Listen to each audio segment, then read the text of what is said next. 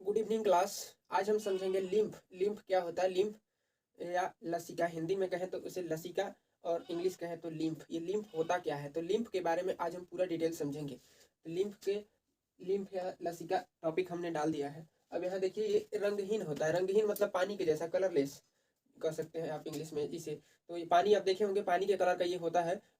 ये प्लाज्मा का रूप होता है। ये प्लाज्मा का रूप होता है। और ये जो होता है लिम्फ का, क्या जो हमारे रक्त कोशिका है और उत्तक कोशिका है, जो ब्लड कोशिका है और उत्तक टिश्यू टिश्यू सेल और ब्लड सेल जो है, उसके बीच में जो खाली जगह होता है उसमें लसिका भरे होते हैं। पूरा लसिका सिरा होता है, उसमें ये लसिका भरे होते हैं। अब ये जो रक्त ब्लड सेल जो होता है, रक्त कोशिकाएं जो है उसके, जैसे रक्त कोशिकाएं जो होती है उससे रिश्ता है, जैसे प्लाज्मा वगैरह रिश्ता है, रिस जाता है। तो वो जब रिश्ता है तो वही रिसने के कारण इसमें यहाँ पे प्लाज्मा आ जाता है। इसलिए ये इसमें प्लाज्मा की मात्रा ज़्यादा होता है। इसमें ब्लड की रक्त की तरह ही डब्ल्यूबीसी होते हैं, अधिक मात्रा में डब्ल्यूबीसी होते हैं, लेकिन आरबीसी नहीं होता है। आरबीसी इसमें नहीं पाया जाता है तनिक भी। और लिम्फोसाइट इसमें अधिक मात्रा, लिम्फोसाइट जैसे ब्लड में आरबीसी डब्ल्यूबीसी ये भी होते हैं, तो इसमें भी एक डब्ल्यूबीसी तो होता है, उसके अलावा एक लसिका कण जिसे कहते हैं लिम्फोसाइट, उसे लिम्फोसाइट पाया जाता है अधिक मात्रा में। सबसे अधिक मात्रा में यही होता है लिम्फोसाइट, यानी कि लसिका कण जिसे हम कहते हैं लसिका कण। तो ये लसिका कण अधिक मात्रा में पाया जाता है। अब ये ये बता दिए कि रक्त कोशिकाओं में विसरण के कारण, जो रिश्ता है उसे विसरण विसरण के कारण इसमें जो होता है वो पार हो जाता है। इस तो ये बनता है। अब इसमें देखिए, इसमें थक्का बनेगा कि नहीं बनेगा? तो इसमें फाइब्रिनोजेन जो है, फाइब्रिनोजेन पाया जाता है। अगर फाइब्रिनोजेन पाया जाता है तो रक्त का थक्का बनेगा। ये रक्त का थक्का कह रहे हैं हम यहाँ पे। लसिका का थक्का बनेगा अगर जहाँ पे फाइब्रिनोजेन है। फाइब्रिनोजेन थक्का बनाने का कार्य करता है, तो लसिका में भी फाइब्रिनोजेन उपस्थित है तो इसमें थक्का बनेगा। अब यहाँ पे देखेंगे हम कि एंटीबॉडी एवं एक्टीटॉक्सिन। एक्टीटॉक्सिन क्या होता है? प्रति विषाणु, यानी कि इसमें एंटीबॉडी और एंटीटॉक्सिन दोनों पाए जाते हैं। इसमें विषाणु को भी मारने की क्षमता है और रोगों से रक्षा करने की, जैसे बैक्टीरिया मारने की व्यवस्था भी है इसमें। तो ये एंटीबॉडी एवं एंटीटॉक्सिन दोनों इसमें उपस्थित होता है। इसमें एक होता है लसिका गांठ होता है। इसमें गांठ गांठ में क्या होता है कि जैसे शरीर में ऐसे उसमें जो भी कचरा जाता है, जीवाणु विषाणु जाता है, उसमें एक छलनी लगा होता है। चलनी, आटा चालने वाला चलनी आप लोग देखे होंगे। उसी तरह से एक चलनी के वो जो गांठ होता है, लसिका गांठ जो होता है, उसमें एक चलनी होता है। उस चलनी से होकर पूरे लसिका को गुजरना होता है। अब वहां पे धूल कण जो भी यहाँ से गए हैं, वहां पे जो भी धूल कण या कोई बैक्टीरिया गया है या विषाणु गया है, तो उसको वहीं पे छान लिया जाता है। वहीं पे छाना जाता है, जैसे चलनी में अखुआ वगैरह ऊपर छाना जाता है, उसी तरह उसमें छान लिया जाता है। लसिका गांठ बहुत ही महत्वपूर्ण भूमिका निभाता है।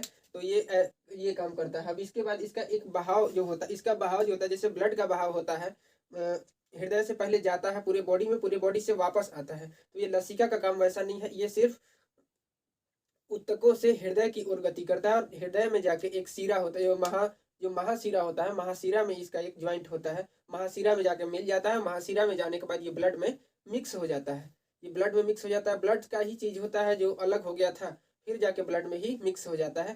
तो ये ब्लड को एक समान प्रकार, मतलब मात्रा में बनाए रखने को की भी बहुत भूमिका ये निभाता है। ये क्षय नहीं होने देता है वैसे। तो ये बहाव की दिशा इसके उत्तक से हृदय की ओर होती है, और ये महाशिरा में मिल जाता है जाके। हृदय के पास महाशिरा जो होता है, पूरे ब्लड को जो अशुद्ध रक्त जिसमें जाता है हृदय में, तो वही महाशिरा में ये मिल जाता है जाकर के।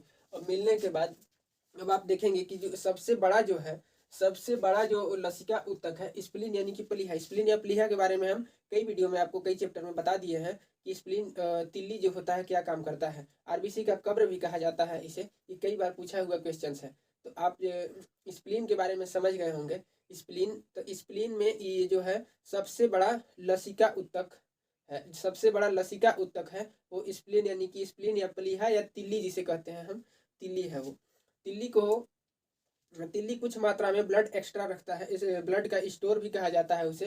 ब्लड स्टोर भी करता है, जैसे हेमरेज की स्थिति में थोड़ा बहुत वो ब्लड का मेंटेनेंस कर सकता है, इसलिए उसे ब्लड बैंक भी कहा जाता है। अब हम देखेंगे एक हाथी पाँव आप लोग बीमारी देखे होंगे, पूरा हाथ वगैरह जैसे होता है। हाथी पाँव हाथ में नहीं होता, पैर में जो होता है या हाथ में, पूरे बॉडी में हो सकता है कहीं भी। वो फूल जाता है, पूरा फूलता है, तो फिर कभी पचकता नहीं है, तो पूरा फूल जाता है। फूलनी रोग भी उसे कहते हैं उसे। तो हाथी पाँव इसे उसका रजिस्टर्ड नाम या प्रोफेशनल नाम है। तो हाथी पांव जो है वुचेरेसिया, एक वुचेरेसिया नामक कृमि होता है, सूत्र कृमि के जो इसे कहते हैं, एक वुचेरेसिया नामक कृमि होता है। कृमि के संक्रमण के कारण ये रोग होता है। इसमें क्या होता है, लसिका कोशिकाओं जो होती है, लसिका कोशिकाओं और उत्तक कोशिकाओं के बीच जो वो क्या कहते हैं, ये जो एक लिक्विड होता है उसे अवशोषित करने की क्षमता थी लसिका में, वो लसिका की पावर समाप्त हो गई, वो अवशोषित नहीं कर सकती है उस द्रव को। जब अगर उस द्रव को अवशोषित नहीं कर पाएगा तो क्या होगा, नहीं कर पाएगा तो वहीं पे वो जमा होने लगेगा, जहाँ पे भी शरीर में होगा वहाँ पे क्या होता है, फूलने लगता है। ये बहुत ही डेंजरस बीमारी होता है, बहुत खतरनाक बीमारी होता है। जब फूलने लगता है पूरा शरीर फूल जाता है और लास्ट में कुछ दिन बाद या बहुत दिन में किसी किसी की मृत्यु भी हो जाती है, किसी का तो कंट्रोल हो भी जाता है। बट ये क्या होता है, लसिका के इन्फेक्टेंट होने के कारण होता है, ये संक्रमित हो जाता है। वुचेरेसिया, वुचेरेसिया ये बहुत ही होता है। वुचेरेसिया जो सूत्रकृमि होता है, एक हाथी पाँव, आप देखें कि हाथी पाँव बहुत ही खतरनाक बीमारी है। वुचेरेसिया इसको ले देता है, वुचेरेसिया से ये इन्फेक्टेंट हो जाता है और ये अवशोषित करने की, द्रव के अवशोषित करने की क्षमता इसमें समाप्त हो जाती है। तो उम्मीद है कि आप ये लसिका समझ गए होंगे। लसिका, लसिका का काम क्या है कि वो जो विसरण से द्रव जो होता है, लिक्विड जो प्लाज्मा वगैरह निकलता है, प्लाज्मा आरबीसी, सॉरी आरबीसी नहीं डब्ल्यूबीसी वगैरह, तो उसको ये एक ले जाता है। इसमें भी एक सिरा बिछा होता है, पूरा सिरा होता है ऐसे ऐसे पूरे बॉडी में हमारे, तो उसमें ये लाता है और उसमें एक होता है लसिका गांठ होता है, जहाँ पर जीवाणु भी, खतरनाक जीवाणु, विषाणु और धूल कण जो है इकट्ठा हो जाते हैं और उसका भक्षण डब्ल्यूबीसी, आप लोग जानते हैं कि डब्ल्यूबीसी भक्षण करने में ज़्यादा महत्वपूर्ण भूमिका निभाता है। तो डब्ल्यूबीसी है, अब फिर जाके ये हृदय में मिल जाता है, महाशिरा मिलता है, महाशिरा से हृदय में। तो उम्मीद है कि आप लोग ये चैप्टर समझ गए होंगे। तो धन्यवाद, मिलते हैं एक नेक्स्ट वीडियो में अगले चैप्टर के साथ, तब तक के लिए